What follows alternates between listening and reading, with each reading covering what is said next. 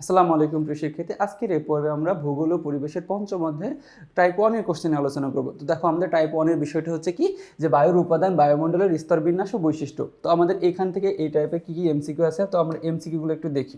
আচ্ছা দেখো আমাদের এক নম্বর এমসিকিউ কি বলতেছে যে বায়ুমণ্ডলের নেই। আচ্ছা বলতেছে নিচের কোনগুলো, এটার মধ্যে কি যে তিনটা অপশন আছে এই তিনটা অপশনের মধ্যে বায়ুমণ্ডলের কি কোনটা নেই। দেখো আমরা বলতেছি যে কি এক নম্বরে বলতেছে বর্ণ, দুই নম্বর হচ্ছে গন্ধ, তিন নম্বর হচ্ছে আকার। আচ্ছা আমরা জানি যে বায়ুমণ্ডলের কোনো বর্ণ নেই, কোনো গন্ধও নেই। আচ্ছা বায়ুমণ্ডল কি এটা একটা কি যে এই জিনিসটার আমাদের কি কোনো ধরনের বর্ণও নেই, গন্ধ নেই, কিন্তু কি আছে আমাদের আকার আছে। তার মানে বলতেছে এখানে কোশ্চেনটা যে বায়ুমণ্ডলের নেই, তাহলে এই দুইটা নেই, তাহলে কি আমাদের 1 ও 2, তাহলে কি ক আনসার।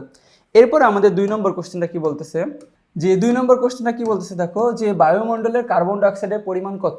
আচ্ছা যে বায়ুমণ্ডলে আমাদের কি কার্বন ডাইঅক্সাইডের পরিমাণ কত, ক নম্বর বলতেছে 0.02% নাকি 0.03% নাকি 0.03 নাকি 0.41%। আচ্ছা আমরা জানি যে বায়ুমণ্ডলে কার্বন ডাইঅক্সাইডের পরিমাণ থাকে হচ্ছে কি 0.03%, কি খ নম্বর। দেখো এরপরে আমাদের 3 নম্বর কোশ্চেনটা কি বলতেছে যে বায়ুমণ্ডলে আর্গনের পরিমাণ শতকরা কত ভাগ। আচ্ছা বায়ুমণ্ডলে আর্গন, দেখো এই আর্গন গ্যাসের পরিমাণ কত ভাগ থাকে, অথবা এই কোশ্চেনটা এভাবে আসতে পারে যে বায়ুমণ্ডলের আর্গনের উপাদানের শতকরা হার কত। আচ্ছা দুইটাই সেম কোশ্চেন। তারপরে ক নম্বর বলতেছে কি 20.71 নাকি 0.41 নাকি 0.8% নাকি 0.82%। আমরা জানি যে দেখো যে বায়ুমণ্ডলে আর্গনের পরিমাণ শতকরা 0.80% থাকে। এরপরে আমাদের যে 4 নম্বর কোশ্চেন আছে, 4 নম্বর কোশ্চেনে কি বলতেছে যে বায়ুমণ্ডলের স্তর কয়টি। আমাদের যে বায়ুমণ্ডল আছে এই পৃথিবী নামক গ্রহে যে বায়ুমণ্ডল আছে এই বায়ুমণ্ডলের স্তর কয়টি। দেখো আমরা বলতেছে কি বায়ুমণ্ডলের স্তর কি 2টা, 3টা, 4টা নাকি 5টা। আমরা জানি যে বায়ুমণ্ডলের স্তর হচ্ছে কি 5টা স্তর থাকে। কয়টা স্তর থাকে? 5টা স্তর থাকে। এরপরে আমাদের কি 5 নম্বর কোশ্চেন বলতেছে যে ট্রপোমণ্ডলের বৈশিষ্ট্য কোনটি। যে ট্রপোমণ্ডল আছে আমাদের এই ট্রপোমণ্ডলের বৈশিষ্ট্য কোনটি। এক নম্বর বলতেছে যে উচ্চতা বৃদ্ধির ফলে বাতাসের গতিবেগ বেড়ে যায়, নাকি 2 নম্বর হচ্ছে কি উচ্চতার সাথে বায়ুর ঘনত্ব কমতে থাকে, নাকি 3 নম্বর হচ্ছে কি উচ্চতার সাথে উষ্ণতা বাড়তে থাকে। এখন দেখো আমরা বলতেছি কি যে ট্রপোমণ্ডল আমাদের যে বায়ুমণ্ডলের 5টা স্তর আছে, তো 5টা স্তরের মধ্যে কি এই ট্রপোমণ্ডল একটি। তো এই ট্রপোমণ্ডলের আমাদের বৈশিষ্ট্য হচ্ছে যে উচ্চতা বৃদ্ধির ফলে বাতাসের গতিবেগ বেড়ে যায়। তুমি কি যত উপরে উঠতে থাকবা দেখবা যে উচ্চতা যখন বৃদ্ধি পাবে তখন কি তোমার বাতাসের তাপমাত্রা কি বাতাসের গতিবেগটা বেড়ে যাবে, এবং উচ্চতার সাথে বায়ুর ঘনত্ব কমতে থাকে।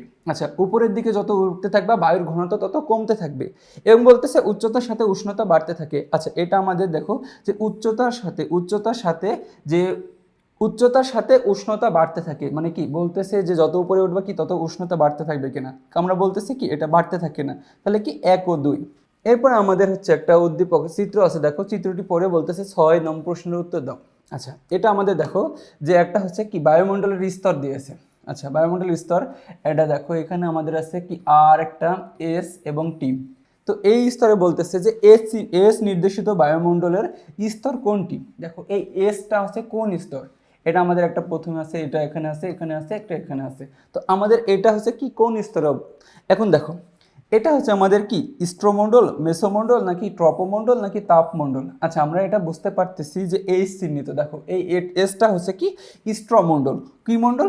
স্ট্রোমণ্ডল। আমাদের কি এটা হচ্ছে দেখো প্রথম আছে, দ্বিতীয় আছে, তৃতীয় আছে, চতুর্থ আছে, আরেকটা নাই, আমাদের কি 5টা স্তর। তো এই এস নম্বর স্তরটাকে আমরা বলছি কি স্ট্রোমণ্ডল।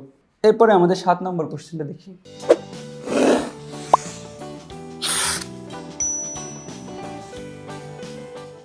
7 নম্বর কোশ্চেনে বলতেছে যে বায়ুমণ্ডলের কোন স্তরে ওজোন গ্যাসের স্তর বেশি পরিমাণে আছে। দেখো যে বায়ুমণ্ডলের কোন স্তরে ওজোন গ্যাসের স্তর বেশি পরিমাণে আছে। তো আমরা ক নম্বর বলতেছে কি স্ট্রপোমণ্ডল নাকি মেসোমণ্ডলে নাকি স্ট্রোমণ্ডলে নাকি এক্সমোমণ্ডলে। তো আমরা জানি দেখো যে বায়ুমণ্ডলের ওজোন গ্যাসের স্তর বেশি আছে মূলত হচ্ছে কি স্ট্রোমণ্ডলে। কি এই যে এই স্ট্রোমণ্ডলে কি বায়ুমণ্ডলের ওজোন গ্যাসের স্তর কি বেশি পরিমাণে আছে। এরপরে আমাদের বলতেছে যে জেট বিমান চলাচল করে কোন মণ্ডল দিয়ে। আচ্ছা আমাদের যে জেট বিমান আছে যে কি এক জায়গায় থেকে আরেক জায়গায় যে বিমানটা চলাচল করে এই জেট বিমান চলাচল করে কোন মণ্ডল দিয়ে। আচ্ছা এই জেট বিমান চলাচল করে হচ্ছে কি বলতেছে স্ট্রাটোমণ্ডল নাকি মেসোমণ্ডল নাকি ট্রপোমণ্ডল নাকি তাপমণ্ডল। আমরা জানি যে দেখো যে জেট বিমান চলাচল করে মূলত এই স্ট্রাটোমণ্ডল দিয়ে, কি যে স্ট্রাটোমণ্ডল দিয়ে। এরপরে আমাদের 9 নম্বর কোশ্চেনটা কি বলতেছে।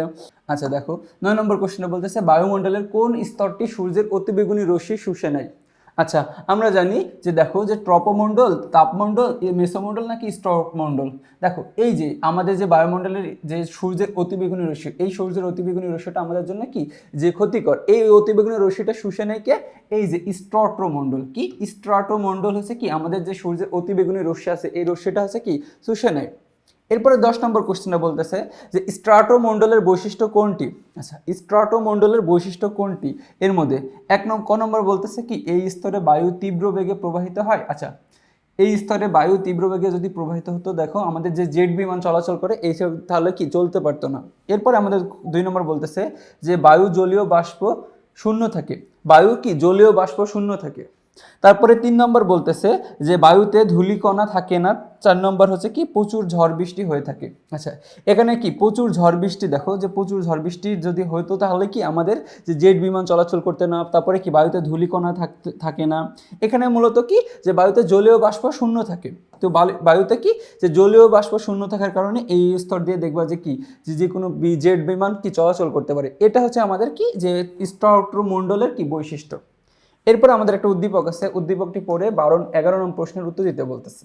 দেখো বলতেছে বায়ুমণ্ডলের একটি বিশেষ গ্যাস সূর্যের অতিবেগুনি রশ্মি শুষে নেয়, যার কারণে কি যে পৃথিবীতে জীবকুল টিকে আছে। এখন বলতেছে 11 নম্বর যে উদ্দীপকে উল্লেখিত গ্যাসটির নাম কি।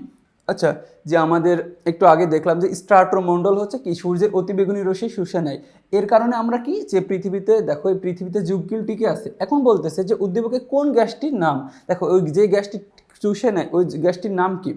আমরা বলতেছে কি যে ওজোন স্তরের গ্যাস। দেখো যে ওজোন কি যে ওজোন এই গ্যাসটি চুষে নেয় বলে কি আমরা যে ওই যে সূর্যের অতিবেগুনি রশ্মি আমাদের এই পৃথিবীতে আর আসতে পারে না, তার জন্য কি পৃথিবীতে যত জীবগুলো আছে আমাদের টিকে আছে। এরপরে আমাদের 12 নম্বর কোশ্চেনে বলতেছে যে বায়ুমণ্ডলের কোন স্তর উল্কা পৃথিবীতে ছুটে আসতে বাধা দেয়। কি বলতেছে বায়ুমণ্ডলের কোন স্তর উল্কা পৃথিবীতে ছুটে আসতে বাধা দেয় বা ধ্বংস করে দেয়। এরপর আমরা বলতেছে ক নম্বর কোশ্চেনটা কি ক নম্বর বলতেছে অপশনে যে ট্রপোমণ্ডল, স্ট্রাটোমণ্ডল, তাপমণ্ডল নাকি হচ্ছে কি মেসোমণ্ডল। আমরা জানি যে বায়ুমণ্ডলের যে দেখো যত উল্কা আছে পৃথিবীতে ছুটে আসতে বাধা দেয় মূলত হচ্ছে কি এই মেসোমণ্ডল। কি মণ্ডল, এই মেসোমণ্ডল। তো দেখো আমাদের 13 নম্বর কোশ্চেনটা কি বলতেছে যে কোন বায়ু স্তরের বায়ু আয়নযুক্ত থাকে। কি বলতেছে কোন বায়ু স্তরে বায়ু আয়নযুক্ত থাকে। ক নম্বর বলতেছে কি ট্রপোমণ্ডল, স্ট্রাটোমণ্ডল, এক্সমোমণ্ডল নাকি তাপমণ্ডল। তো আমরা বলতেছি যে যে বায়ুমণ্ডল দেখো বায়ু স্তরের বায়ু আয়নযুক্ত থাকে মূলত তাপমণ্ডলে। এরপরে আমাদের 14 নম্বর কোশ্চেনটা যে বেতার তরঙ্গ কোন মণ্ডলে বাধাপ্রাপ্ত হয়ে পুনরায় ভূপৃষ্ঠে ফিরে আসে। কি যে বেতার তরঙ্গ, দেখো এই বেতার তরঙ্গ কোন মণ্ডলে বাধাপ্রাপ্ত হয়ে পুনরায় ভূপৃষ্ঠে ফিরে আসে। কি ট্রপোমণ্ডল, স্ট্রাটোমণ্ডল, এক্সমোমণ্ডল নাকি হচ্ছে কি আমাদের আয়নমণ্ডল। দেখো আয়নমণ্ডল আমরা বলতেছি যে বেতার তরঙ্গ যে দেখো এই যে এই আয়নমণ্ডল বাধাপ্রাপ্ত হয়ে পুনরায় আবার কি ভূপৃষ্ঠে ফিরে আসে। এরপর আমাদের একটা উদ্দীপক আছে, উদ্দীপক পড়ে 15 এবং 16 নম্বর প্রশ্নের উত্তর দিতে বলতেছে। আচ্ছা, এক্স বলতেছে দেখো যে মেঘ, বৃষ্টিপাত, বায়ু প্রবাহ, ঝড়, তুষারপাত এবং ইত্যাদি। অয় কি বলতেছে যে বায়ু স্তর অত্যন্ত হালকা এবং কি চাপ ক্ষীণ।